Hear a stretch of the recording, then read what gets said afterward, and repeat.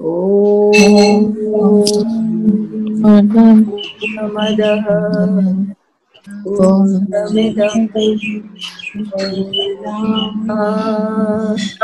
Purnamudachyate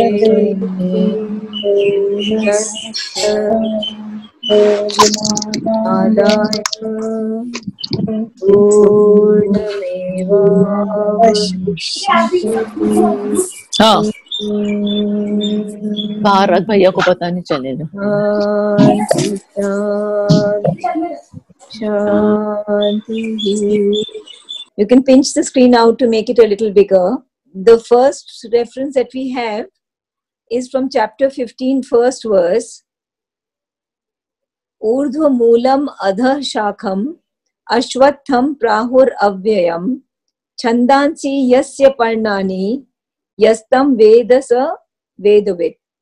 So Krishna says to Arjuna that with its original source above in the eternal, its branches stretching below, the Ashwatha tree, people tree, is said to be eternal and imperishable. The leaves of it are the hymns of the Veda. He who knows it is the Veda knower. What we're trying to bring to the whole image in our brain is that the divine is the transcendental divine. And the transcendental divine, he became the entire universe. So the roots of this universe are up there, you know, and to be able to see where the roots are and to be connected to our roots always is what Isha Upanishad is trying to tell us. The roots are up above and the whole tree, the Ashwatha tree, you see it upside down, the roots above and then the tree and then the leaves. So this universe, our roots are up above. And then in the 11th verse, second reference, if you can pull it up, yeah, second reference. That's it.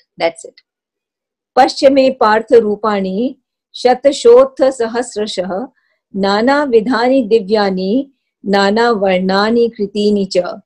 So Krishna in the 11th verse, 11th chapter shows his whole Vishwaroop Darshan. And he says, what do you think? All of this entire battle that you're seeing, this entire universe, all of it I have become. To be able to remember that all these various forms, this multiplicity, what is called in the Isha Upanishad as the Avidya, that is all him. He has become the many. And to be able to see him in the many, that is the whole point of the Isha Upanishad. To be able to see the roots of this universe, where they come from, to be able to see him here, and not to be able to do one without the other or that without this. That is the whole point of this Isha Upanishad. Now we'll get back to the Isha Upanishad, Suresh, the 1 to the 18th verses. The pictures that I had said, the 18 verses of Isha Upanishad. Most of you would be having the book. If you don't have the book, then we'll show it, the Isha Upanishad book. You can show the pictures that I had sent to you, Suresh. Verse 1, 2, 3, you know. We'll do a rapid, very, very rapid reading of the verses right up to verse 11. Yes, thank you. So the first verse, yes, all this is for habitation by the Lord. Whatsoever is an individual universe of movement, in the universal motion, by that renounced, thou shouldest enjoy. Lust not after any man's possessions. So the first verse, the seer Rishi Yagyavalkya is saying that this entire universe, if you start from the center as yourself, and then as you keep going, making larger and larger concentric circles, you, your family, your society, your country, your continent, the universe, your solar system, the expanding galaxies, all this, the divine has become, and the divine is living in it. It is for his living. all this is for habitation by the Lord. Whatsoever is in the individual universe of movement, in the universal motion. Now, one thing about the Isha Upanishad that we must understand, that this is one Upanishad which juxtaposes a pair of opposites and then reconciles them very harmoniously, very beautifully. So the first pair of opposites comes in the first verse. All this is for habitation by the Lord. Whatsoever is an individual universe of movement, in the universal motion, by that renounced, thou shouldest enjoy. Lust not after any man's possession. Now, what are the opposites that have to be dealt with here? That we have to renounce that and then we should be able to enjoy. It is not that when we renounce, that the Upanishad is telling us that we have to become sadhu babas or that we have to become ascetics. No, we must know how to enjoy. One of the personalities of the divine is Bhaga. Bhaga is the Lord of enjoyment. He says you must enjoy. But how should you enjoy? By renouncing. What does he mean by renouncing? The same thing that we say again and again, the bottom line of the Gita, that whatever you are doing, you offer to me. And after you offer to me, you can enjoy it. You're drinking a cup of tea, offer it to me. You're going to be listening to us talk, offer it to me before listening. You're going to be speaking, offer it to me. Whatever you are doing, something very important, something very mundane, whatever you are doing, renounce that and then enjoy it. This is the first pair of opposites. The second verse, Kurvan neveha karmani jiji visheshachatam samaha evam tvai nanyathe tosti na karma lipyate nare. Doing verily works in this world, one should wish to live 100 years. Thus it is in thee, and not otherwise than this, action cleaves not to a man. See, they're saying that just in case when we learn how to renounce, learn how to offer, we don't want to do any works. No. He says one must wish to live 100 years, but one should be doing works in this world. But how should we be doing works in this world? The way I have told you in the first verse, the Rishi is saying, by renouncing. And if one is renouncing and doing work, then the action that we are doing, we will not get bound by it. The whole problem that man has in doing action is that he's scared. ये कर्म मेरे को बंधन बन जाएगा, मेरा बंधन बन जाएगा, मैं मुक्त नहीं हो पाऊंगा. But here it says, thus it is in thee, and not otherwise than this, action cleaves not to man. When we do any action which has been offered to the divine, in which the divine has been invited into the action, in which the result has been offered to the divine, then that action does not bind us. Sunless are those worlds, and enveloped in blind gloom, whereto all they in their passing hence resort, who are slayers of their souls. So here he is talking, the Rishi is saying that those who do not follow this method of living, their lives on this world are sunless and they are enveloped in blind gloom. And that is where they will go into worlds which are dark once their soul passes on, if they do not care to actually help their soul to grow while on this earth. So it is so important for us how we tend to our soul while we are on this earth, so that even the passage later on becomes beautiful and full of light. Luminous passage we have. This was the first movement. The Isha Upanishad is actually divided into 4 movements. The first, second and third verses comprise of the first movement. The 4th, 5th and 6th and 7th verses comprise of the second movement. The third movement is verses 8, then 9 to 11, and then 12 to 14. And the fourth movement is verses 15, 16, and then 17, 18. So now we would like you to show to us verse 4, please, Suresh. the same thing continue. We will do a quick recap up to verse 11. So the fourth verse, now the Rishi is describing the divine. How does the divine, who is the divine? One unmoving that is swifter than the mind. The divine, we've always spoken about, that the divine is both static and dynamic. His static aspect does not move.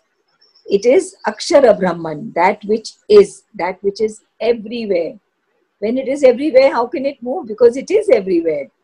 One unmoving that is swifter than the mind, that the gods reach not, for it progresses ever in front. What do we mean by gods? We've spoken about it very, very often. Gods are the different personalities of the divine. There are many, many, many gods in the Hindu pantheon. They are not different. They are all different personalities of that one God. The illuminated mind, Indra is the god of illuminated mind. Maruts, they are the god of speed. Then there is Varuna, the god of vastness. There is Mitra, the god of friendliness. Aryaman, the god of effort and hard work, unflinching labor. Bhaga, the god of enjoyment. There are multiple gods, and these gods cannot reach him because he is always progressing much in front. One unmoving that is swifter than mind, that the gods reach not, for it progresses ever in front. That, standing, passes beyond others as they run. In that, the master of life establishes the waters. Now, this is a deep philosophy. We've done it earlier. We won't go into Matarishwan and Apaha because that will take too much time and we've already covered it. Verse 5, Suresh, the next page. That moves and that moves not. That is far and the same is near. That is within all this and that also is outside all this. That refers to God. God moves not. God is far and the same is near. He couldn't be closer than he is to us. He is sitting right there within us, right? That is within all this and that also is outside all this. He is within the whole universe because he has become the universe. He not only became the universe, he entered into it. He not only entered into it, but he individualized himself into the individual souls. And he says that clearly in the Gita. He says that I am there in the center of your heart cavity, right inside you. Do I have that verse with me? No, I don't have that verse with me. Ishvara Sarva Bhutanam Hriddeshe Arjuna Tishtati. He is the transcendent. He is the cosmic who has become the whole universe, who is in the universe, and he's become the individual. Hriddeshe Arjuna Tishtati. He who lives inside our heart cavity. So he is that close to us and he's that far from us. Now let's look at the 6th verse. The 6th and 7th are two beautiful verses which speak about the divine and how we have to see him everywhere in everything. Yastu sarvani bhutani atmanyevanu sarva bhuteshu chatmanam tato na vijugupsate. But he who sees everywhere the self in all existences, he who is able to see everywhere the self, everywhere, there is no place where the divine is not, and all existences in the self, and he who sees all the existences in him shrinks not thereafter from aught. Then why will he shrink from anything? Why will he have disgust for anything? Because he will be able to see the divine everything. 7th verse. He in whom self-being that has become all existences that are becomings. For he has the perfect knowledge. How shall he be deluded? Whence shall he have grief? Who sees everywhere oneness. So he in whom it is the self-being, he who is able to see that the self-being has become, he is the one who has become the entire existences. He has the perfect knowledge. How can he be deluded? How can he be in ignorance? How can he have grief? Someone who sees the divine in all. This is the end of the second movement. Now we are coming to the third movement. The third movement comprises of the 8th verse, which describes the divine. Then the third movement is the 9th, 10th and 11th verses, which we'll take together after we finish the 8th verse. And the third movement comprises of the 12th, 13th and 14th verses, which also go as one movement. In the 8th verse, it's there before everybody. It is he that has gone abroad. He that has gone abroad, it is he, the divine, who has expanded himself and become the universe. That which is bright. He is bright, bright because he is luminous. Luminous because he is full of that complete knowledge, the truth, the reality. Bodiless, without scar of imperfection, without sinews. There's no differentiation. There is just one pure, unpierced by evil. The seer, Kavi, the thinker, Manishi, the one who becomes everywhere, Paribhu, the self-existent, Swayambhu, has ordered objects perfectly according to their nature from years sempiternal. This also was a deep philosophy. We've already done it. We won't go into the expansion of it. That he is the seer who had the vision of what he has to become. And that vision was very different from the way we have a vision. Shakespeare has a vision that he has to write a play and then he has to think it out and he has to form the words, he has to form the characters and put them together. But that when the divine has a vision, the planning and the action they all happen simultaneously. The minute he has a vision, that very moment it comes with the action and the action takes place exactly according to the vision. So the seer, the seer is the visionary, the thinker, the one who becomes everywhere, the self-existent, has ordered objects perfectly according to their nature from years sempiternal. Next, Suresh. Now the 9th, 10th and 11th verses have to be taken together. The 9th, 10th and 11th verses talk about Vidya and Avidya. What is Vidya? Vidya, according to Isha Upanishad and the explanation that Sri Aurobindo has given, is the knowledge of the oneness, the unity of the divine, who is the being and who is also the becoming. That unity of that oneness. Avidya is the knowledge of multiplicity, of being in the world and getting lost in the world, in the ego, in the world itself, and having no idea of the oneness and the unity. Into a blind darkness they enter who follow after the ignorance. Ignorance is avidya. They, as if into a greater darkness, who devote themselves to knowledge alone. Now look at this. This sounds very strange. That they who follow after ignorance means who go into the world, who believe that this world is all there is. If they live only in the world, they believing that the world is all, then they go into a blind darkness. Now, what is really strange is the second part of this verse. where he's saying that they, as if into a greater darkness, who devote themselves to knowledge alone.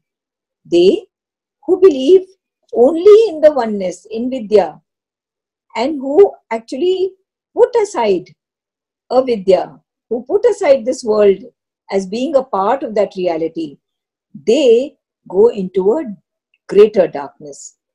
Now one would wonder, how can that person who's going into Vidya, who believes that the divine is one, who goes into his oneness, but shirks off this world, how can he go into a greater darkness? And it's very beautifully explained by Sri Aurobindo. He says that one who's going into the darkness of the world only and who's writing of the divine, one day in one of his lives, life after life after life, he will question and he will want to know what is the root of this life. At least there is some passage which will lead him towards the oneness. But he who goes into Vidya alone, who goes into the divine light alone and shirks of the world, he will go into a greater darkness. Why? Because he will go into some light, but not the full light. And that light will make him feel as if he's reached, and he may not even try to come back and find out what is the reality of this world and how is this world and living in this world important for us to be able to reach the whole truth. Because the whole truth is different from Vidya alone and avidya alone. That is why I'll read this verse again. Into a blind darkness they enter who follow after the ignorance, avidya. They, as if into a greater darkness, who devote themselves to the knowledge alone. 10th verse. Other verily it is said, is that which comes by the knowledge. Other, that which comes by the ignorance. This is the lore we have received from the wise who revealed that to our understanding. 11th verse. He who knows that as both in one, he who is able to put the two opposites, Vidya and Avidya, together and delve in both together, one substituting the other, one complementing the other, the knowledge and the ignorance, by the ignorance crosses beyond death, and by the knowledge enjoys immortality.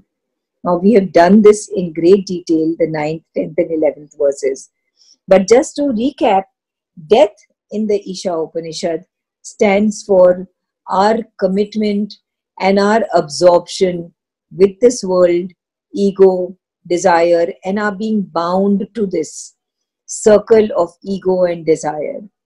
Now in that, and immortality is that state of our being where we are living in this world, but we are rooted in Vidya, and we are Jivan Muktas, where we are living this in this world, rooted in the Vidya, rooted in the non-birth, and every moment of ours is spent in a conscious living, a consciousness which is consciously growing from light to greater light to greater light. In this light, let us read the meaning of the 11th verse again, and then move on to today's passages. He who knows that as both in one, the knowledge and the ignorance, by the ignorance crosses beyond death, and by the knowledge enjoys immortality.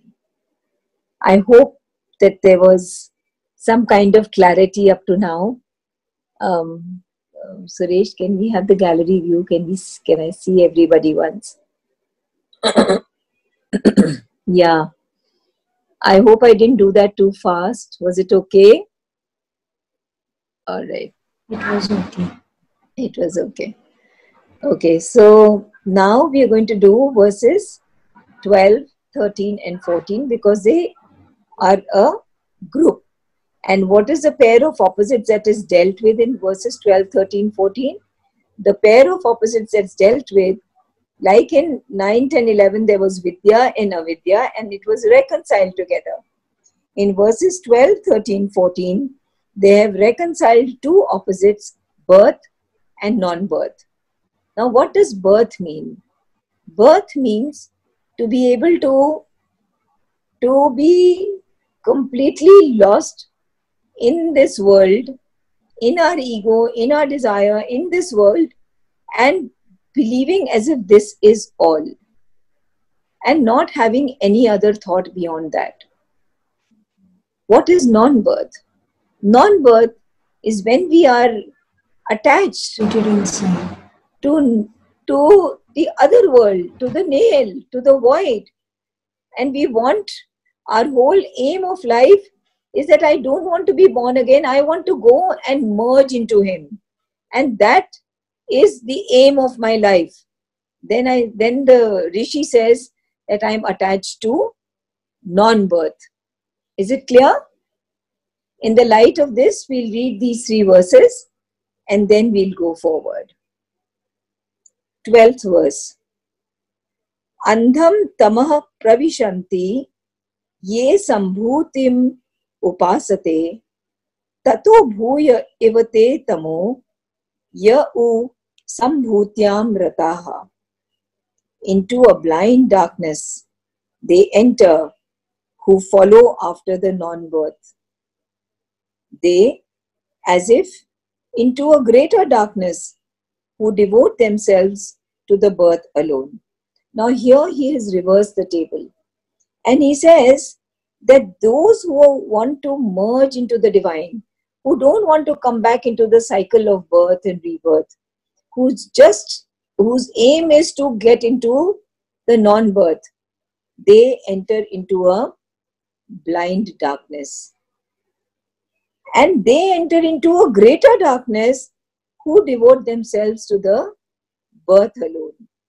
Those who enter into the birth alone and they want to go into the cycles of death and birth and death and birth, they go into a greater darkness because they have absolutely no higher aspiration. They are not looking for anything higher. They are very absorbed in their life on earth, fending for themselves, managing life, which is always difficult, and enjoying life. And they are very busy, so they go into a greater darkness. 13th verse. Anyat eva ahuhu sambhavat anyat ahuhu asambhavat iti shushruma dhiranam ye nastad vichachakshire. Other verily, it is said, is that which comes by the birth. Other, that which comes by the non-birth. This is the lore we have received from the wise who reveal that to our understanding. This is quite easy to understand. Next page, Suresh. Yeah, thank you. Sambhutischa vinashascha yastat vedo bhayam saha vinashena mrityum tirtva sambhutyam amritam ashnute. He who knows that as both in one, the birth and the dissolution of birth, by the dissolution crosses beyond death, and by the birth enjoys immortality. See, now he has reversed the tables, the seer Rishi Yajnavalkya. He says that if one is able to harmonize, reconcile, synthesize birth and non-birth both together, then by one he achieves one thing and by the other he achieves the other thing. By the dissolution, by going into non-birth, by going to the root, one is able to cross beyond death. And as I said, death stands for our being bound by our ego, our lust, our sense of possession, desires. We are able to cross beyond that when we peg our aim to non-birth, to dissolution in the divine. But that alone, we had read just 2 verses back, will lead to darkness. And then by the birth, we may enjoy immortality. By choosing to come again and again and again and again, we will enjoy immortality. What is immortality? Immortality is when we are rooted in the non-birth, rooted in the Vidya, but living our life on this earth, in the birth, in the avidya, in the multiplicity, but with a higher aim, an aim to grow in birth with the help of our rooting in the non-birth, grow in with avidya while we are rooted in Vidya. That is the aim of this life.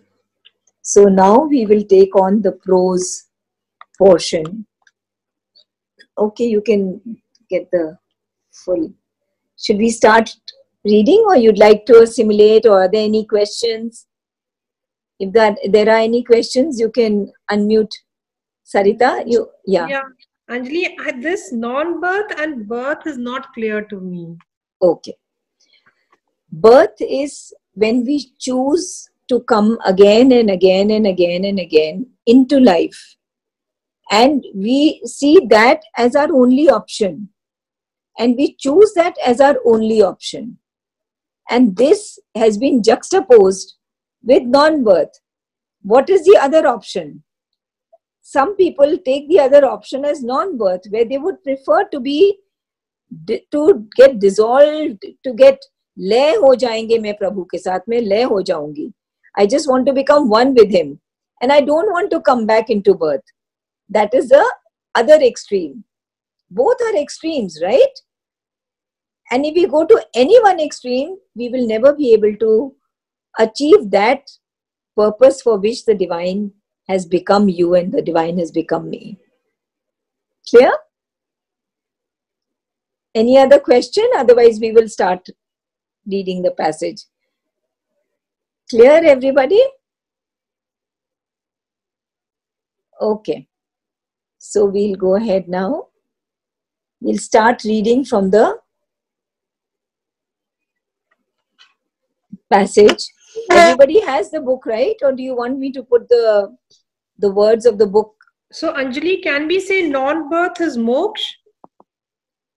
Non-birth is not moksha. Non-birth is the... Yes, you can say that non-birth is the desire to be... You are right. Non-birth is the desire to be away from the world. Le ho gaye, unne ek ho gaye, and not to be born again. It can be easily called the desire for moksha, getting away from this all, cutting the Gordian knot.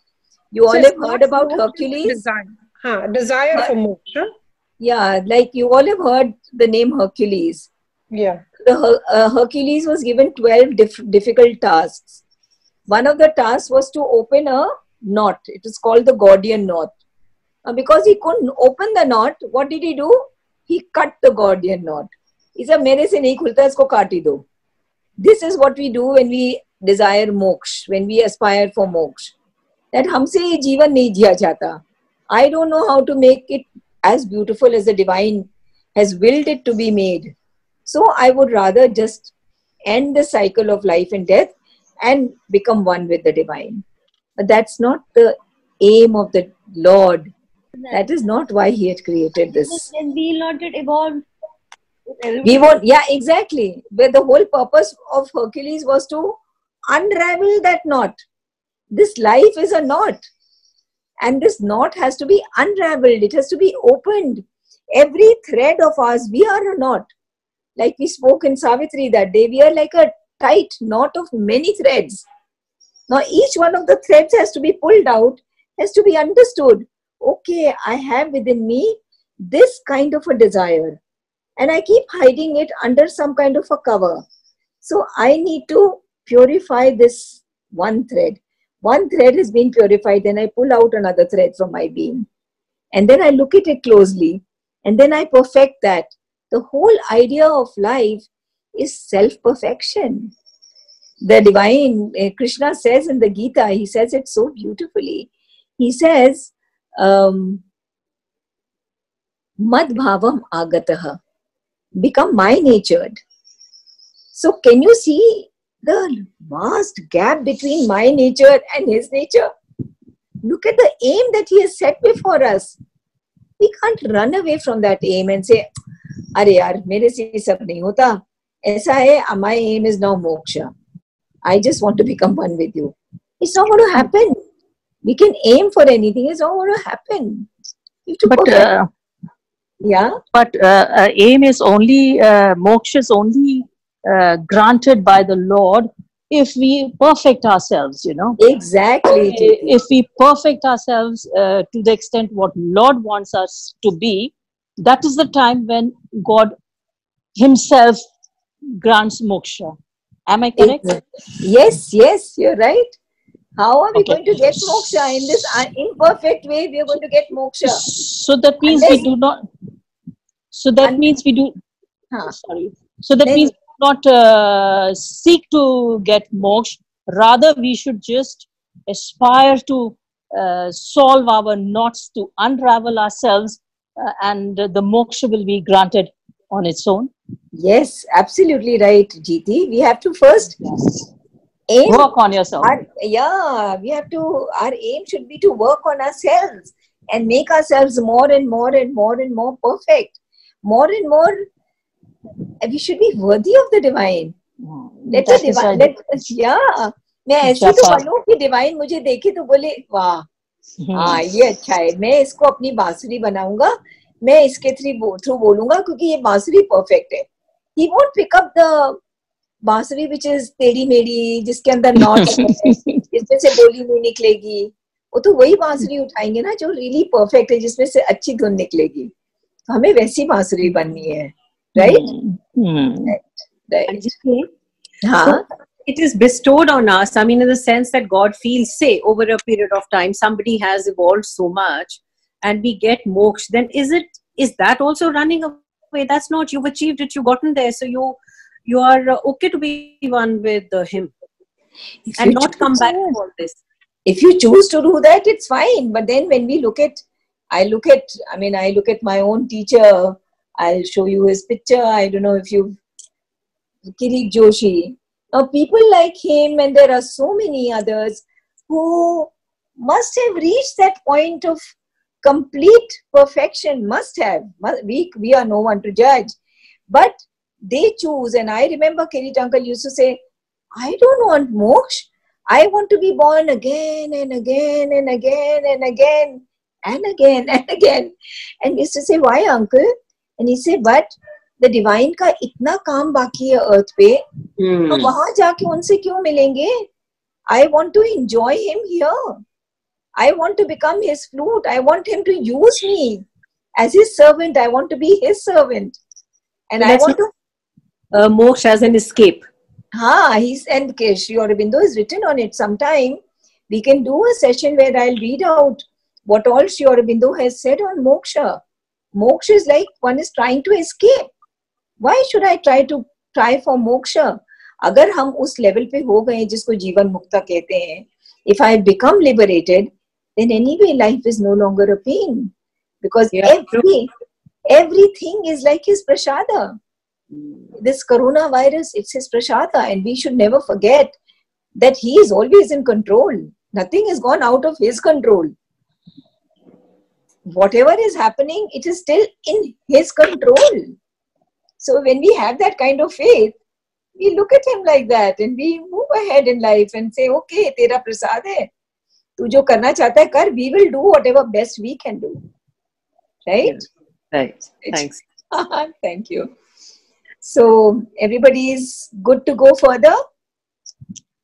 You have the books with you, right?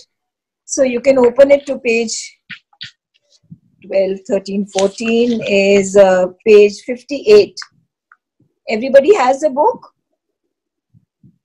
Is there anybody who doesn't have the book? Then I'll show the pages. Otherwise, we'll just look at each other. I think everybody has the book. I don't have the book, Auntie. Who's that? Anjali. Anjali, right. Okay. Okay, so Anjali, we'll show you the pages then. Suresh, are you there? Yes, ma'am. Yes, ma'am. So Suresh, do you remember that I had taken also pictures of pages of the verses 12 to 14? Although I'm going to be reading just one sentence at a time and It's explaining. okay, Auntie. Then it's not needed. It's fine. I'm going to not be Manage. reading more than one sentence or two sentences. No problem. No problem. Although Suresh, I had sent him a picture of these pages. Suresh, एक बार देखो अगर आप कर सकते हो तो. You don't need to see me. I mean, if it's page 50. I think I had sent it to you. Page 58. It doesn't have the page written on it. It says third movement, birth and non-birth. Have I sent it to you? No, ma'am, I could not see. Oh, Anjali, will It's okay, you, Auntie. It's fine. I'll manage. by tomorrow I'll send him all the pages also. Sorry, Anjali. So, the self outside nature does not become. It is immutable as well as eternal. Now, before we begin with this, let us understand the divine and his three statuses. Sri Aurobindo is, everything is complete clarity. So, the divine, we talked of the divine, ki he is like the Ashwatha tree, which the roots are above and the tree is upside down, right? Now, if you look at the roots and go far beyond, he is the Akshara Brahman. I'm using the terms of the Gita, and he is Akshara Brahman. What is the Akshara Brahman in the Gita? The Akshara Brahman is that everything is Brahman, first of all. Everything, anywhere, everything is Brahman. Now, that Brahman has many statuses. One of the statuses is where he is completely static. That is called the Akshara Brahman. That static God, when he decides to become the universe, then we call him Kshara Brahman. And he expands himself, and becomes this whole universe. Right? So he becomes the cosmos, the cosmic Brahman. Got it? So there is the transcendent, he who is beyond all this. There is the cosmic, who is this whole universe. And he is the individual, that which is within each one of us. Hriddeshe Arjuna Tishtati. Ishvara Sarva Bhutanam. The divine is everywhere. Hriddeshe Arjuna Tishtati. He stays inside your heart. Right? So what are the three statuses of the divine? The transcendental, that which is beyond the cosmos. Then Which that is static. which is static, which is everything. And there is the cosmos, where he has become you can call it the static, the transcendental or the static. Then you can say that there is a cosmos, which is the Kshara Brahman. He has become this entire universe. And inside this universe, he has individualized himself as souls, which is inside each one of us. Got it? The individual, from near to far, individual, cosmic, transcendental. Clear? Jivatma. Let's not get into many terms. Okay? Okay. Now we read this. The self outside nature does not become. Outside nature, nature is all that is the cosmos. The transcendental self outside nature does not become. It is immutable as well as eternal.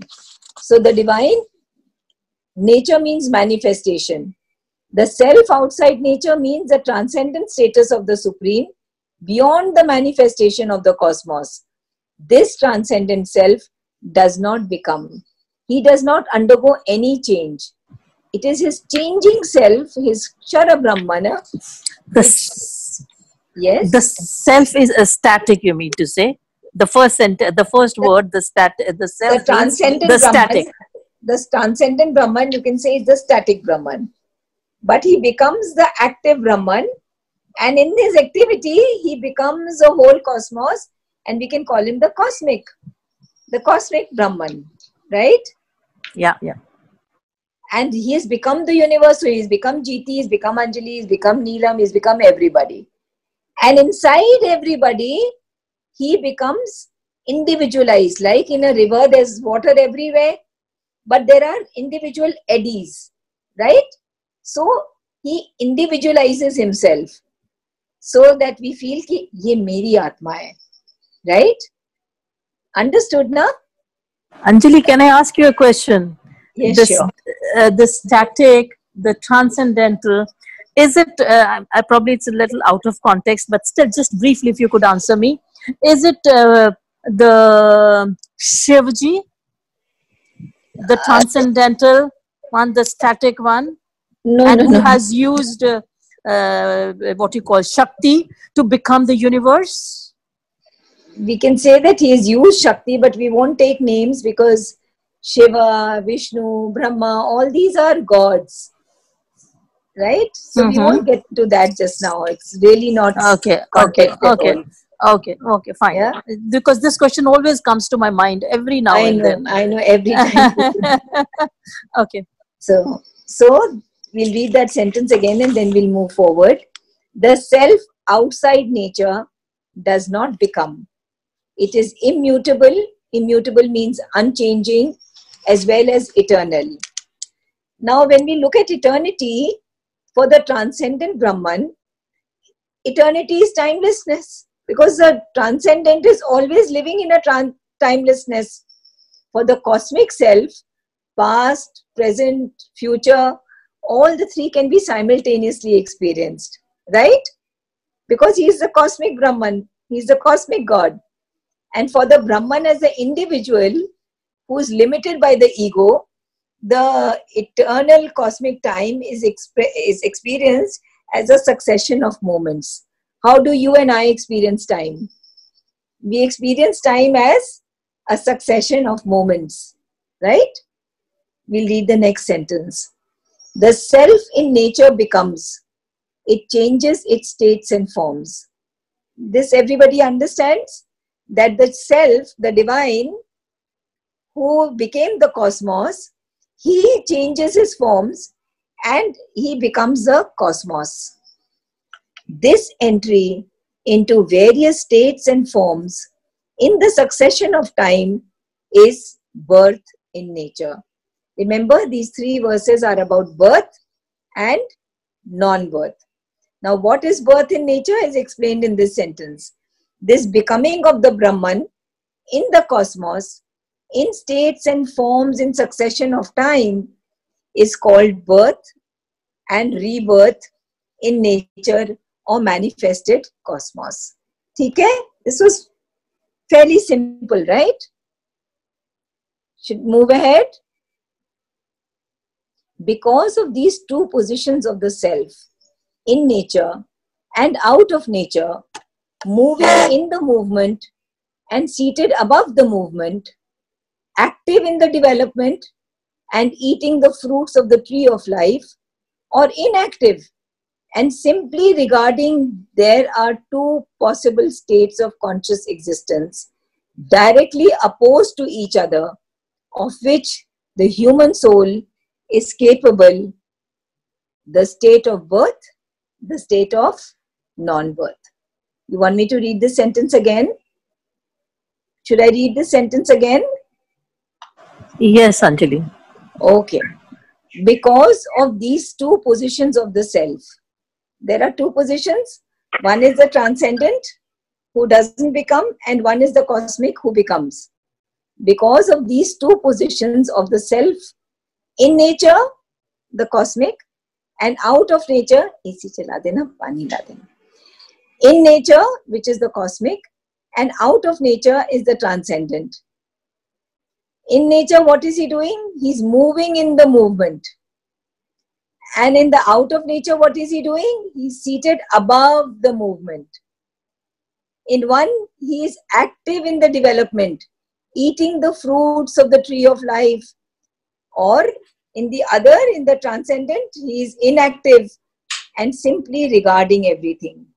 He is the Sakshi. He's just looking on. There are two possible states of conscious existence, directly opposed to each other, of which the human soul is capable. And whatever the divine is capable of, the human soul is also capable of experiencing these two states. What are the two states for the human? The state of birth, which we are all experiencing, right? And the state of non-birth. When we want to be liberated from the movement and we want to go into the non-birth, that is the state of non-birth, right? Clear?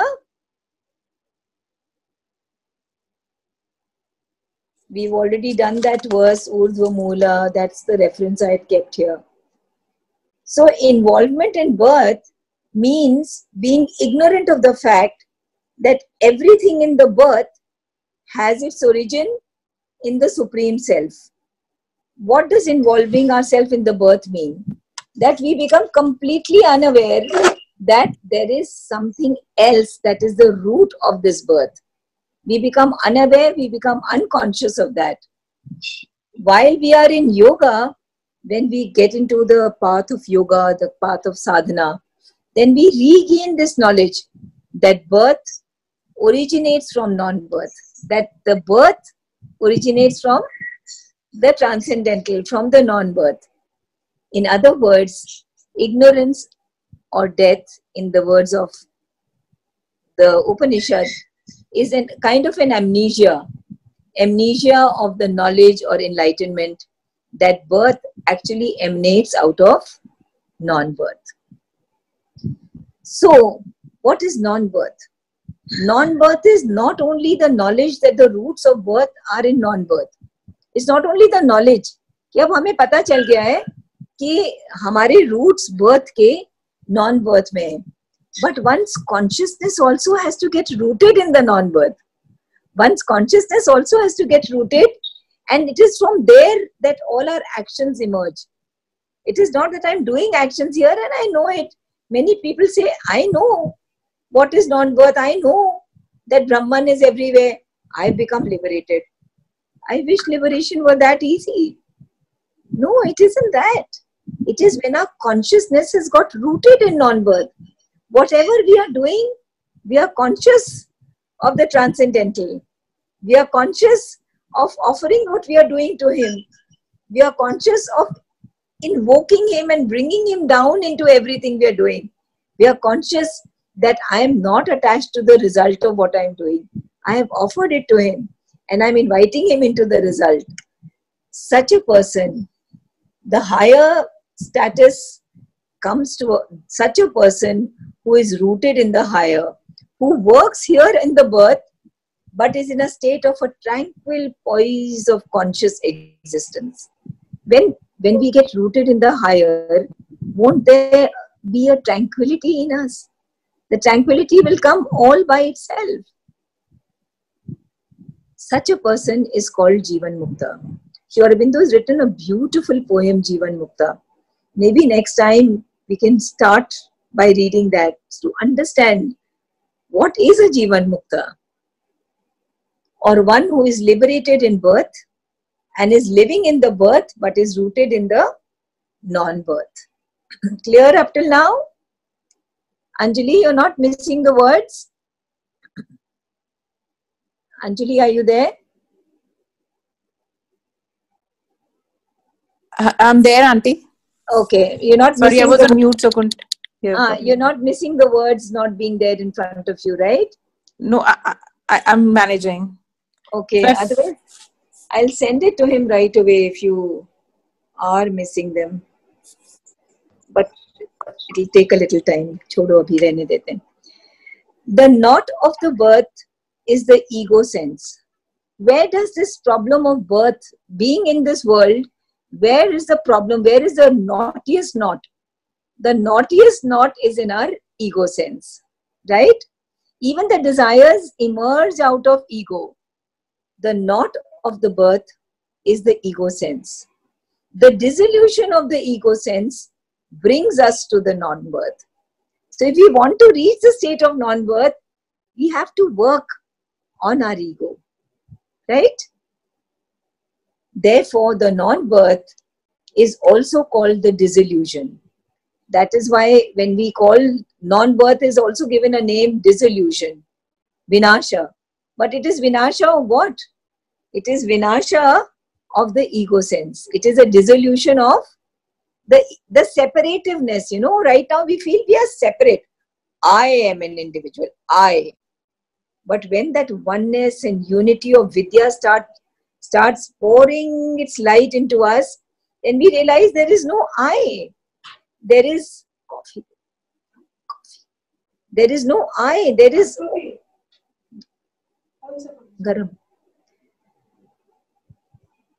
So what makes us forget the being? What makes us forget that we are rooted in the non-birth? It is our ego.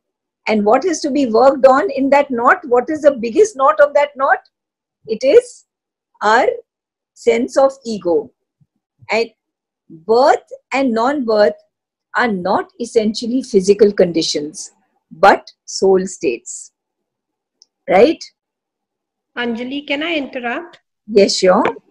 You know, this is like the second para, because of these two positions of the self.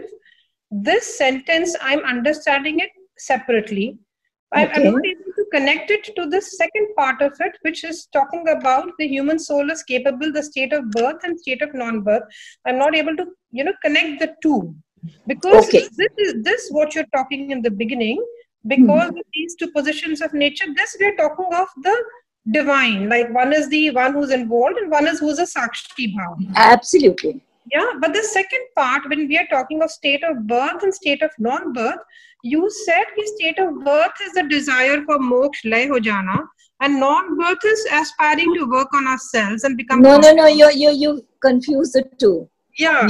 Non-birth is lay ho jana.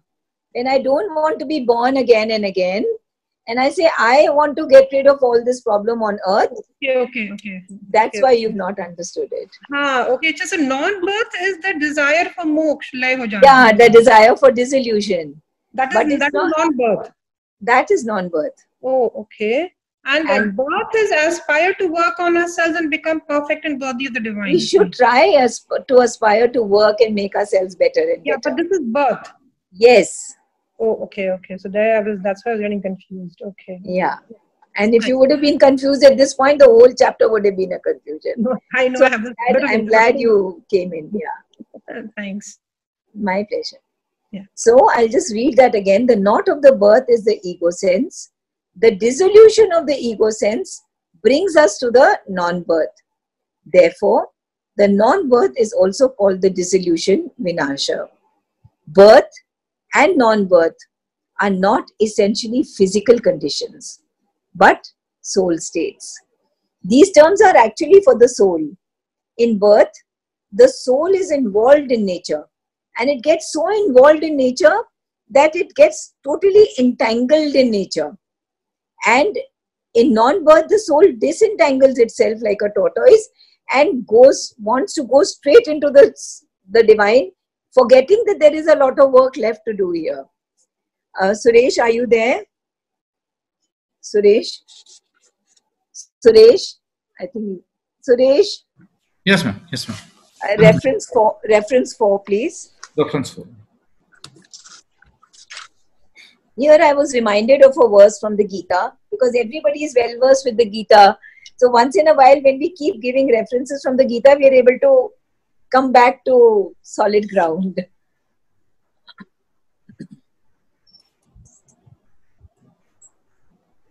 It's a verse which talks about who draws away the senses from the objects of sense, as the tortoise draws in his limbs into the shell. His intelligence sits firmly founded in wisdom. You know, the Gita, chapter 2, verse 58, talks about drawing away our senses from the object of senses, right? And gives the example of the tortoise who draws in his limbs into the shell, and his intelligence then sits firmly grounded in wisdom. It's okay. We'll be able to manage. Suresh, it's okay. Suresh? Yes, ma'am. It's okay.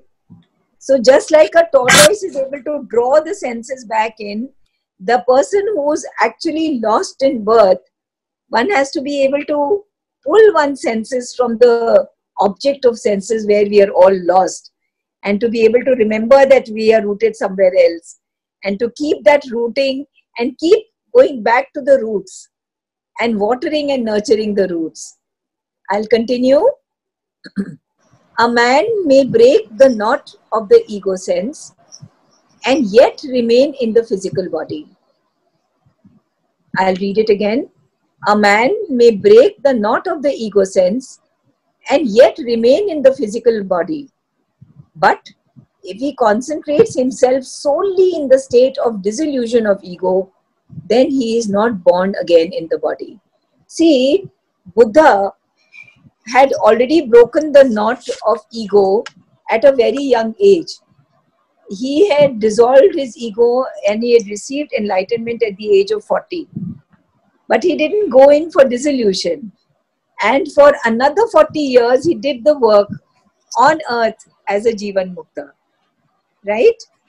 And who knows that he's come back again. He may have chosen to go on helping us. Who knows? We don't know. So, what this sentence is saying, a man may break the knot of the ego sense and yet remain in the physical body. But if he concentrates himself solely in the state of dissolution of ego, if one is saying, humko khali moksha chahiye, then he is not born again in the body. If he works only for moksha, then he is not born again in the body. He is liberated from birth as soon as the present impulse of nature, which continues the action of the mind and body, has been exhausted. Now, what is this impulse of nature that Sri Aurobindo is talking about? Impulse of nature means the act of giving time a separate individual existence. Like each one of us has a certain amount of time which we are attached to, and the time is working upon us, right? And this impulse does not end with the dissolution of ego, not necessarily end, like I gave the example of Buddha, right? On the other hand, Anjali, can you explain this again, impulse of nature, please? Yeah. So, when I came on birth, when I took the birth of Anjali, then there are certain baggages that I got around with me, and I said, I'm going to work on this in this life. This I had done in my previous life. In this life, I won't be able to get to become Madhva, I will not become the same nature as Krishna in one go, but I will work on this much. Now, these were the impulses of nature which I had chosen to work on in this life. Accordingly, the life circumstances were chosen. And difficult circumstances, but chosen. Those are the impulses of nature which had been chosen, which have come on. And when we are born, we forget all that we had decided before coming on here. Right? And then we deal with it. Those are the impulses of nature. And we have to deal with those impulses of nature. He is liberated from birth as soon as the present impulse of nature has been exhausted. Right? So impulses of nature are weaknesses? No. They can be weaknesses, they can be strengths. They are the different kind of works that we have taken upon ourselves before taking life on earth in a particular body with a particular form and name. Okay. Right? Yeah. Okay, thank you. Pleasure. So, now both choosing to be born again and again with the exclusion of knowledge of our rooting in non-birth is one extreme. We must understand what are the two extremes. One extreme is choosing to be rooted in non-birth and not be born again and again. The other extreme is to aspire to dissolve into, choosing to be born again. The first extreme is birth, where we are choosing to be born again and again and again and again, and thoroughly enjoying life as it is, like the Charvak philosophy. Life is all there is. This material, physical enjoyment is all there is. What do I need that non-birth for? What do I need dissolution for? Life is so beautiful. Eat, drink and be merry. कितने सारी philosophies हैं, है ना? कि अरे एक तो जीवन है, उसमें भी इस सब चीजों में time waste करना, अरे enjoy life. That's one extreme. The other extreme is to aspire to dissolve into the non-birth or Akshara Brahman and write off life in birth. Now, both of these, that is a complete annihilation of existence. Both of these extremes are good within themselves only if they are paired with the other. Only if both of them are complementing each other. Any one of them alone is an evil, because it is doing away with the truth of the divine, who is both. And if the divine is both, he wants us to enjoy both. Should we move to the next section? Everybody is comfortable and understanding till now? The evil of the extremes. Neither attachment to non-birth nor attachment to birth is the perfect way. Why? Because both attachments are not the perfect way. For all attachment is an act of ignorance and a violence committed upon the truth. See, all attachment, whether it is to birth or to non-birth, is actually ignorance. Why is it an ignorance? Because it is a limitation. It is not the full. Anything that cuts away from the full is a limited knowledge, and anything that is limited is ignorance. Right? You've heard the story of the elephant and 5 blind men. Everybody has heard the story. Now one blind man is saying, I know what an elephant feels like, because he's touching just the legs, the one leg.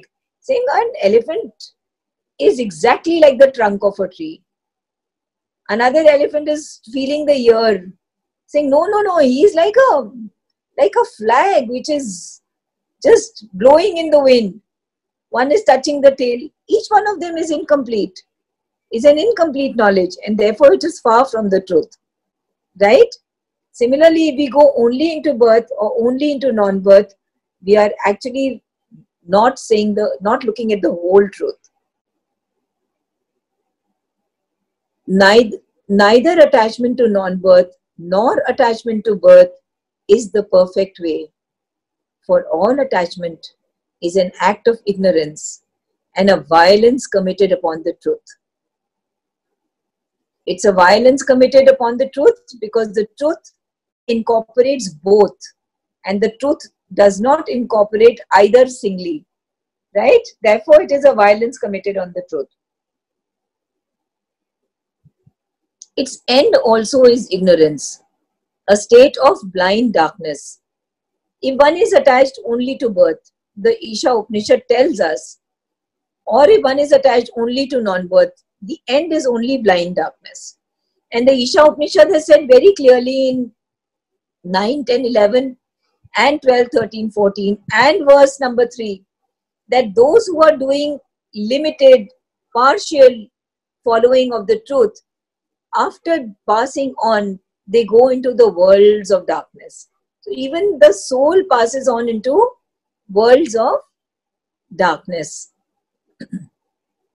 Exclusive attachment to non-birth leads to a dissolution into indiscriminate nature or into the nihil, into the void, and both of these are states of blind darkness.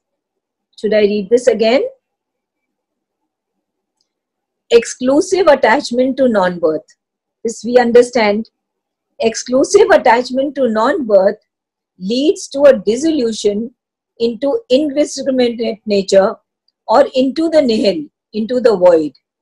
And both of these are states of blind darkness.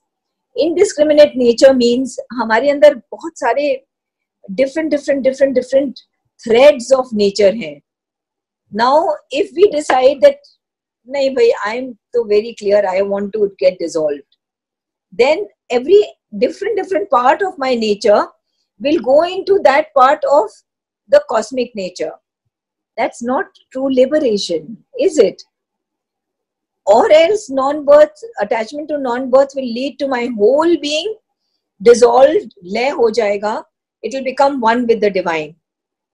But in both the cases, we have not reached perfection on earth. We have escaped from becoming perfect.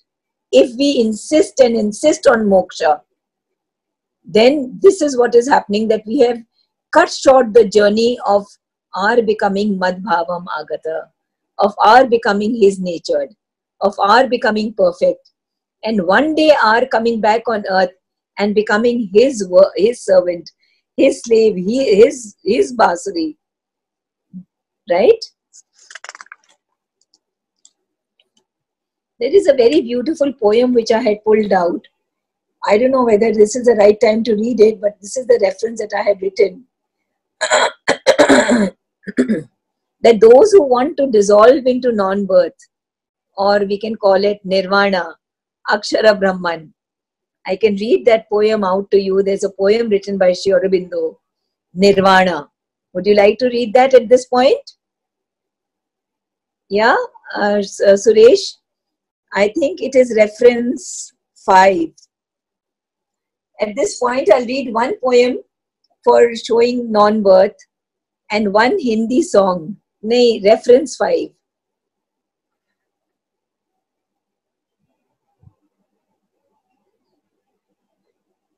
It's the reference. Anjali, by the time he pulls out the poem, can I say something? Yes, sure. Now we are talking about a non-birth and birth here. Yes, this one. Sorry, please go ahead. Non-birth, you mean to say that is also, according to Aurobindo, it's a living in ignorance. That is also ignorant because it is also limited. Yeah, right? Because it is limited, because it is not complete. Yes. It is not complete. But if we become a bansuri, if we live and aspire to be a bansuri and we perfect that, and we eventually, I'm talking about that hypothetical situation, if we become a bansuri, then also the birth, we can ask for the birth, or that is, what is that point then? Then we ask for the birth again and again, because we have become Jivan Mukta. We have attained moksha while living on earth. And we have become like basuris, like flutes, in which, through which his tune is being played. And we are working on earth to do his work, to be able to uplift more and more and more.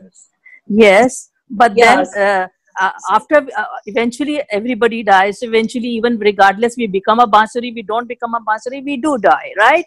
Even if we, now in the condition that we become a bansuri and we die, so what is that? Do we get a then again it is we would want to come back to then life. If we become a bansuri, we become so perfect, then we get a choice whether we want to go into the state of nirvana or we want to be reborn again. And when we choose to be reborn again, it comes with its own pain. Birth is not an easy state to be in. One chooses the difficulties even if one is a Jivan Mukta. He doesn't lead a life of absolute pleasure and enjoyment. Even look at the life of both the avatars. Look at the life of Rama. He was an avatar. He was not even a Jivan Mukta. Look at his life, how difficult it was. Look at the life of Krishna. He had to such difficult lives an avatar has. So a Jivan Mukta chooses, he says, I'm ready to go through the pain of life and birth, but I want to be your bansuri. I want to do the work that you want me to do. I want to be part of your work. That is the aim. Thank you, Anjali.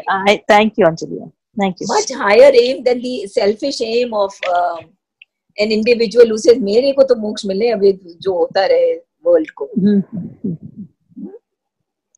Okay, good. Thank you. थोड़ा सा ऊपर करना poem को सुरेश, थोड़ा सा 2 line और बची नीचे. And Anjali, can you enlarge it as well?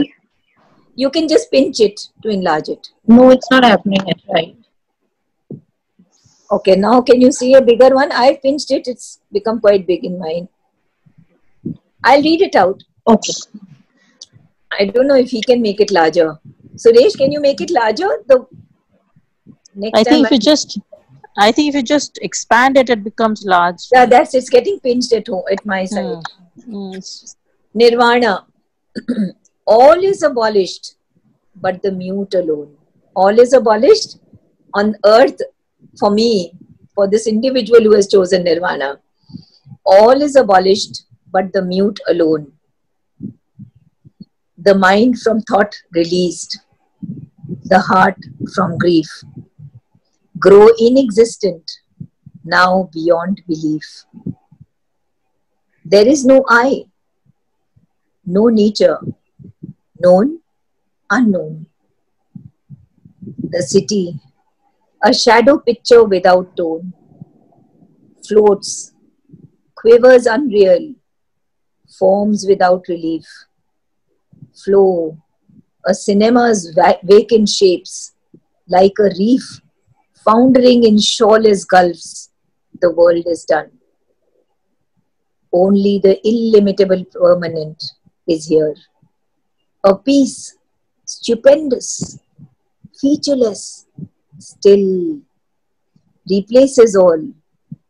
What once was I, in it, a silent, unnamed emptiness, content either to fade in the unknowable or thrill with the luminous seas of the infinite. This doesn't need explanation, this needs absorption. Just to understand what is nirvana, what is going into the nail, what is it to go into the non-birth, where there is just him and I. Now, in comparison to that, there is a beautiful song. I love that song. Next reference दे देना, Suresh. Next reference दे देना. Reference 6. संसार से भागे फिरते हो. Oh my God, this is my favorite. It's my favorite song. और ऊपर करना सुरेश, थोड़ा सा और ऊपर कर दीजिए. हाँ, और ऊपर कर दीजिए. हाँ बस. संसार से भागे फिरते हो, भगवान को तुम क्या पाओगे. इस लोक को भी अपना न सके, उस लोक में भी पछताओगे. Kay, you're not going to be able to understand this Hindi, but it says that you're trying to run away from this earth. How are you going to find God? When you can't even accept earth, how are you going to find God? You could not accept the earth. In that, even when you go to that world, you're going to just feel sorry for what you've done. ये पाप है क्या, ये पुण्य है क्या, रीतों पे धर्म की मोहरें हैं, हर युग में बदलते धर्मों को कैसे आदर्श बनाओगे. I like the next verse. ये भोग भी एक तपस्या है, तुम त्याग के मारे क्या जानो. अपमान रचयिता का होगा, रचना को अगर ठुकराओगे. Now just look at this, that ye bhog, even this life that we are leading, even the enjoyment that we are having, bhog, vilas jo hai, that can be enjoyed, all that we enjoy in life, it can be enjoyed as a tapas, as an offering to the divine. Oh God, I offer this entertainment to you, I offer this enjoyment, I offer all the blessings that I have from you. And then those who are just going into tyag, how will they ever understand that even this enjoyment can be a tapasya? You can enjoy it with tapasya.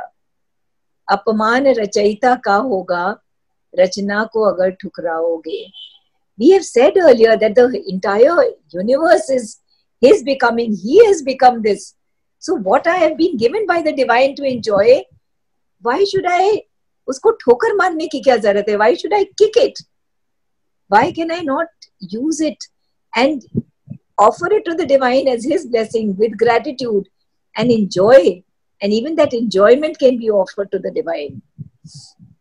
So, हम कहते हैं ये जग अपना है, तुम कहते हो झूठा सपना है. हम जन्म बिता कर जाएंगे, तुम जन्म गंवा कर जाओ. So beautiful. Yeah. ठीक है Suresh, thank you. You can come back. There's one more, 2 lines that I had pulled out from one of Sri Aurobindo's poems. Suresh, it is reference 7. Suresh, it's reference 7. इसी के बाद है. Yeah. This is also a very beautiful poem. We'll do it someday. It's Sri Aurobindo's poem called Ahana. Still are the rivers of peace. Still, they were talking of non-birth. Still are the rivers of peace, but their banks are leafless and lonely. See? I mean, हम कहते हैं कि we want to go into peace, but it's a lonely. That's the way Sri Aurobindo explained it. So we come back to where we were. Yeah, coming back to where we were, the evil of the extremes. Neither attachment to non-birth nor attachment to birth is the perfect way. For all attachment, even an attachment to non-birth, to nirvana, to the state of nihil, is an act of ignorance, and it is a violence committed upon the truth. Its end also is ignorance, a state of blind darkness. Exclusive attachment to non-birth leads to a dissolution into indiscriminate nature, or into the nihil, into the void. And both of these are states of blind darkness. Why? For the nihil, nihil means non-birth, is an attempt not to transcend the state of existence in birth, but to annul it. When we aspire for moksha, when we aspire for the state of nihil, for the state of nirvana, sada, then what are we trying to do? We are trying to bypass birth. We are trying to bypass all that work that had to be done in birth, right? Entering the nihil or void is an attempt to annul or abolish or bypass or nullify the state of existence in birth. It does not make an effort to transcend the birth, to solve the problem of birth, to learn the lessons that birth can teach. To try and enter the non-birth alone is to try to actually bypass all the learnings of birth and reach the non-birth through nihil. Instead of perceiving, experiencing, enjoying the divine in all his becoming, instead of being able to enjoy the divine in the cup of coffee, instead of being able to enjoy the divine in all the friends that we see right now in front of us, instead of being able to enjoy the divine in all the foes that seem like foes to us, to be able to see the divine in that, to be able to see the divine in this virus that has come and given so much difficulty to the whole world. How much learning there is, and trying to bypass all this. I am done. I need to just become one with you. I can't deal with it. See, this is what it's trying to say. Again, we can go back to reference 2. Suresh, can you go back to reference 2, please?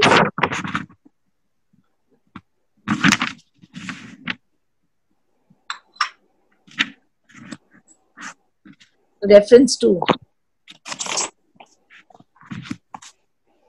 Yes. Now, what do we really need to do? We need to go back to Sri Krishna, who said in the 11th verse, who showed his Vishwaroop Darshan, Pashyame Partha Rupani Shatta Shotha Sahasrasha. See me in the Sahasra forms. I am there in each one of them. Nana Vidhani Divyani Nana Varna Kritini Cha. Behold, O Parth, my hundreds and thousands of divine forms, various in kind, various in shape and line. The whole thrust of the Isha Upanishad is that this world is a place full of rich experience, and the highest enlightenment is to be able to enjoy it just as the Supreme is present in the world and he is enjoying the world, but with an inner detachment and an inner attachment to the divine himself. Right? The whole thrust of Isha Upanishad is that we must be able to enjoy this entire world. We must be able to see the Supreme present in this world, and we must be able to enjoy it but in the same way as the divine is in the world and enjoying it, and that is with an inner detachment from this world and an inner attachment with the divine. Clear? Should we move ahead? Yeah. Sri Krishna says in the Gita that he enjoys this world both as a participant in it and as a spectator. See, how can we enjoy this world? If Krishna can enjoy it as a participant and as a person who's witnessing it, who's a spectator, we too are participating in the world quite consciously, but we also have to become the witness self. We should also be able to just go back a little and be able to see it from a distance. And then this birth is not as difficult as it seems to be. Then we don't need to cut the Gordian knot. We need to open the knot thread by thread, thread by thread, thread by thread. Right? Clear? Should we move ahead? For the nihil is an attempt not to transcend the state of existence in birth, but to annul it. We don't need to annul it. Not to pass from a limited into an illimitable existence, but from existence into its opposite. What is the nihil? Instead of enjoying and growing from the experience of birth, one who wants to go into the nihil tries to bypass birth. He does not grow from his limited state to an illimitable experience. The opposite of existence can only be the night of negative consciousness, a state of ignorance and not of release. When we choose the nihil, what will it be? Let's read this sentence again. When we choose to run out from this world, what is it going to lead us to? The opposite of existence can only be the night of negative consciousness, a state of ignorance and not of release. The opposite of birth or existence will become only a negative consciousness, a featureless silence. You know, even when Vivekanand reached the point of Nirvikalpa Samadhi, he had reached that point where he could have entered into Nirvikalpa Samadhi. He didn't step into it. He came back. He said, I don't want to enter into it. And he returned. That state is a state of blind ignorance, ignorance of the richness of manifestation. This is not a release. On the other hand, attachment to birth in the body means a constant self-limitation and an interminable round of egoistic births in the lower forms of egoism without issue or release. Should I read this again? On the other hand, माने एक तरफ था कि if I am attached to nihil, what will it lead me to? If I am attached to non-birth, what will it lead me to?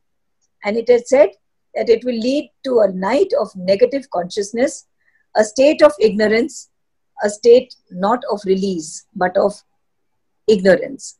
Now, if I am attached only to birth, what will it lead me to?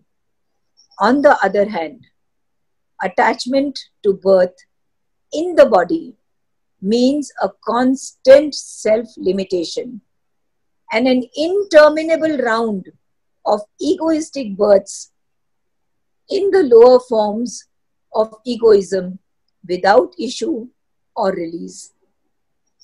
Clear? On the other hand, if one is attached only to birth, only to manifestation, I want to enjoy life as it is, charvaka. I just want to enjoy this physical manifestation and have a life of eat, drink and be merry, then he will go through a series of rebirths, rebirth of the ego and constant self-limitation without any chances of exit or release from these births and a continuous fixation in the ego. Suresh, can you give me reference 3, please?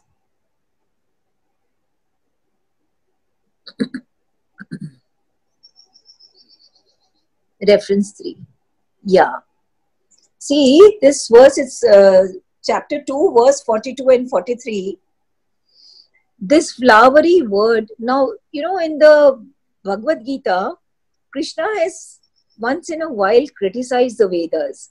He didn't mean to criticize the Vedas. What he was trying to tell us was that at that time, in the time of the Bhagavad Gita, in the time of the Mahabharata, the Vedas were understood as a ritualistic text which is there for the fulfillment of our desires. तो अगर आपको पुत्र चाहिए तो आप पुत्र का मेष्टि यज्ञ करिए, अगर आपको ये चाहिए तो आप ये करिए. And the people believe that बस अगर ये हवन और पूजन करते जाएं, then that is a real. But Sri Krishna says very clearly that is not real knowledge. So he says, this flowery word which they declare who have not clear discernment, devoted to the creed of the Veda, whose creed is that there is nothing else, souls of desire, seekers of paradise. It gives the fruits of the works of birth. It is multifarious with specialities of rights. It is directed to enjoyment and lordship as its goal. So those who are attached only to fruits of their labor and only to fruits of the work they are doing and only enjoyment, that is what Sri Krishna is criticizing here. And he is criticizing not the Vedas, but the Vedavada Rataha, because that is the way the Vedas were understood at that time. At that time, the real knowledge of the Vedas had got lost. That the Vedas, when they talk of Havan, they're talking about the inner soul. The soul that is sitting inside me, that is the spark. And the Samhita is whatever I'm doing, whatever I'm thinking, whatever emotions I'm feeling, whatever action I'm doing. That Samhita, when it is poured into the fire of the soul, then that continuous yajna that has to be done thousands of times a day, when I offer my coffee and I offer my hurt and I offer my not liking something somebody has said, and I offer the fight that I'm going to be having with my husband, and I offer the love that I feel for my son, all that when I keep on offering, the fire inside us, that fire becomes larger and larger. And that is the yajna that the Veda was actually pointing towards, which was lost. This knowledge was lost in the time of the Bhagavad Gita, in the time of the Mahabharata. And this is what he's talking of, souls of desire. We come back. Thank you. On the other hand, attachment to birth in the body means a constant self-limitation and an interminable round of egoistic births in the lower forms of egoism without issue or release. In such people who are attached to the pleasures of life alone, they have no higher impulse in them. They're not even thinking of they don't have a higher aspiration, the kind of aspiration that Nachiketa had at such a young age when his father said, "Go, I give you to death." And he goes to death, and even with death he says, "Come on, tell me, what is the soul? Tell me about birth, tell me about rebirth." The kind of aspiration that Maitreyi had, the wife of Yagyavalk, who says, "What will I do with your riches? You give all the riches to Katyayani, I don't want. What I want is that knowledge which has led you to immortality. Give me that knowledge so I can enjoy immortality." This is, from a certain point of view, a worse darkness than the other. So if we choose nihil, if we choose non-birth, we go into darkness. But if we choose only birth and constant births one after the other, then we go into a greater darkness, for it is ignorant even of the impulse of release. Because if we choose only birth and constant births and stuck in ego, in the web of ego, then we do not even have the impulse of release. This attachment to the limitation of constant interminable births is even darker than the other, because it is not animated by the urge for self-transcendence. There is no urge, It is not an error in the grasping after truth, but a perpetual contentment with the state of blindness. Should I read this again? It is not an error in the grasping after truth, but a perpetual contentment with the state of blindness. An error is in which you can change it and go to the higher. This is a perpetual contentment. I am content with this world, with this life, and whatever I can get pleasures out of it. I don't mind the difficulties so long as I can also get the pleasures. So in this state, one is self-satisfied with worldly happiness, and there is not even the aspiration for higher worlds. It cannot lead even eventually to any greater good, because it does not dream of any higher condition. Such an attachment to birth cannot lead to any higher state, because there is a complete lack of aspiration for the divine. You know, there are two kinds of dissatisfaction. One is the worldly dissatisfaction of unfulfilled desires. मेरी ये desire है कि मेरे farm house हो, मेरी ये desire है कि मेरे पुत्र हो, मेरा ये desire. और वो एक ये dissatisfaction होता है of unfulfilled desires which one constantly feels while one is in birth. Now there is another kind of dissatisfaction which one may have while in birth, and that is a spiritual dissatisfaction, where one feels that even if I have all this, I don't feel the real joy, that impulse of true joy, that inner joy which does not depend on my glass of wine. That joy which I can feel irrespective of things, that joy I want to feel. That is a dissatisfaction which is called a spiritual dissatisfaction, which we all must be having, and that is why we are giving so much time to it, taking out precious time from our lives, because there is a spiritual dissatisfaction which says there is something else that's missing in my life, which I need to grasp. I need to find it, and I make that little effort. I put that little samida of time and my aspiration into this fire, the soul within me, and the fire becomes larger and larger and fulfills that satisfaction. Swami Ramakrishna said that most people they go to God because they want something from God. There are very few people who go to God because they want God for himself, right? So I think we've covered enough for today, and I don't think we should carry on any further. We still have 15 minutes. If there are questions, we can take the questions, and tomorrow we can continue. And I feel that maybe we finish it tomorrow, or we finish it day after. Where is the hurry?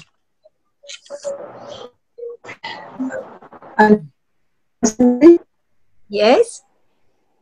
Yeah, I actually could not understand this bit, the night of negative consciousness.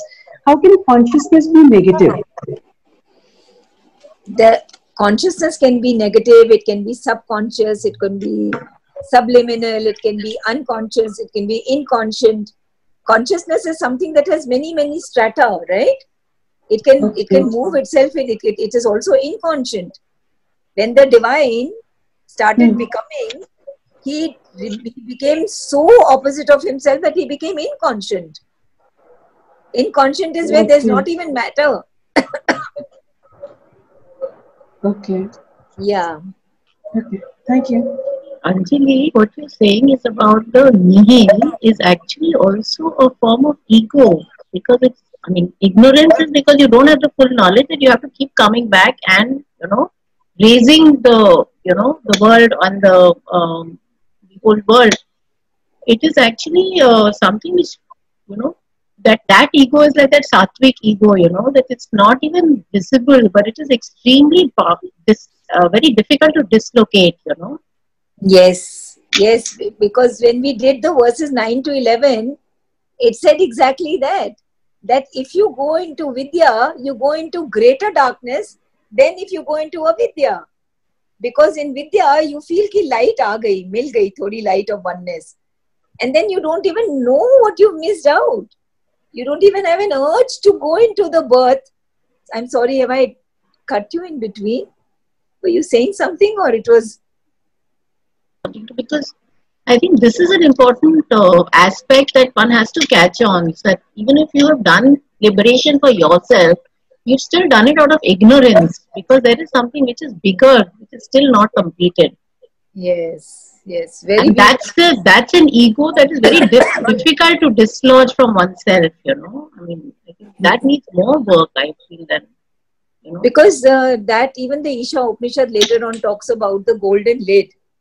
So when you reach that golden lid, Hiranyamayena patrena satyasya pihitam mukham. When you reach that golden lid, you feel as if you've reached the light completely. But what is actually happening is that's, as you say, very good, that sattvic ego, that light, it kind of binds you and you feel ki there's nothing beyond it, but there's still a lid. And then the seer actually prays, Tavtvam Pushan Napavrinu. Tear that lid, tear that, so that your light comes in one shaft of light, not just rays of light. I want your light to come in a full shaft. So when we reach that little bit of light, as Gita is saying very truly, one reaches a point where one feels ki kitna mil gaya, I am so knowledgeable. And that is a greater darkness, because one doesn't even realize that there is so much knowledge left to come. Where are we? What are we? Itni si mil jata hai, one ray of light, and we feel even if you reach there, the moment that ego sets in, it leads to you to greater, worse darkness. Even worse. If the ego sets in, then it becomes even worse. Even worse, yeah. Yes. Actually, you always give that shlok, na nanunam asti, for this thing. Yeah, please say that. Yeah. Okay. So there is a colloquy between Indra and Agastya.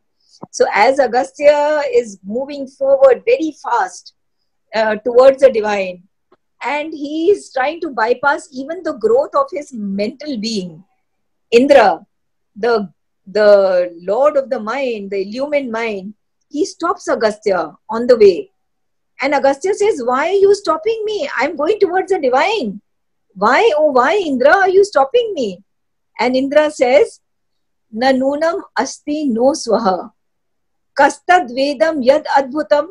Nanunam asti no swaha. He is neither today nor tomorrow. I may be giving a little bit, it may not be perfect. Far from perfect, rather. Nanunam asti no swaha. Kastad vedam. How can you know him? Yad adbhutam. He that is so adbhut. He is like nobody else is. Kastad vedam yad adbhutam. Annasya chittam. Am I right or have I missed something? Annasya chittam abhicharenyam. Annasya chittam abhisancharenyam. Annasya chittam abhisancharenyam. Mani, how can you understand him who becomes other than himself? And when he becomes other than himself, in that other than himself, he pours his consciousness. How can you understand him, O Agastya, without the mind? You are not first coming to your illumined mind. I am the god of illumined mind. Indra is saying to Agastya, Annasya chittam abhisancharenyam utaditam vinashyati. The minute you feel that you've understood it, it will disappear from your mind. What are you trying to do? You can't move ahead without actually, this is another thread, a knot, the mind. And even the knots in the mind have to be opened, unraveled, and illuminated. There's so much to be done. Right? Yes. Anjali, when you were reading out these earlier verses, I just realized this verse 6 and 7, Yastu Sarvani Bhutani and Yasmin Sarvani Bhutani. So verse 6 talks of unity, Vidya, unity, and this verse 7 talks of multiplicity. No, both are talking about seeing the divine in all. That the divine has become all, the divine is all, we are all inside him, he is inside us, and he is us. Okay. In this, there are no opposites. The whole of Isha Upanishad is full of opposites, but in these two verses, there are no opposites. There is only that, and these are two verses that one must learn if possible. Sarita must have learned it, I'm sure. But 6th and 7th verse, Mona, even you must learn it. Or maybe you've learned the whole Isha Upanishad. She's another Sarita. You know, my middle school librarian, Mona Singh, you can see her. She started learning the Gita when Gita was also learning it. And Geeta Kumar and Mona Singh both have learned the entire Gita, every verse of it. Phenomenal. Salute you both. Not yet. I'm only on chapter 17. Still doing it. 18 chapters. Wow, that's fabulous. Fantastic, no? Such memories. Any other questions? Anjali, this is Nisha. This is? Nisha. Nisha, I can't see you though. Can you... Yeah. Did you undo the video? Yeah, दिखाओ तो यार चेहरा अपना. अच्छा. Achha, I only wanted to say that the book is available on the net. So if anybody wants, the whole of Aurobindo's Isha Upanishad is available on the net. I downloaded it just now. Yes, it is. Okay. So you know, somebody was saying ki they don't have it. The entire verse that you were reading, the entire book is on the net. Yeah, it's there in Incarnate Word. Anjali, are you still there? Holybooks.com. Which books? Holybooks.com. So you just have to type in Isha Upanishad by Sri Aurobindo. And it's in HTTPS www.holybooks.com and and Sri Aurobindo's. Anjali, are you still there? Anjali, I think Anjali's gone. Just for anybody, I mean, it can be downloaded on. Okay. On the net. So do type it in the Isha Upanishad session WhatsApp group. Okay. So that she can also get it. Although you can also download it from Incarnate Word. Yeah. Yeah. Yeah. But any other questions? No. So it was a fairly simple. Thank you, Anjali. I don't think it was so. No, let's not wind up. Let's do a minute of silence. Let's do the mantra and let's do a minute of silence and gratitude to the divine before we end. Om Purnamada Purnamidam Purnat Purnamudachyate Purnasya Purnamada Tameva Shishyate Shanti Shanti Shanti Hari. It's just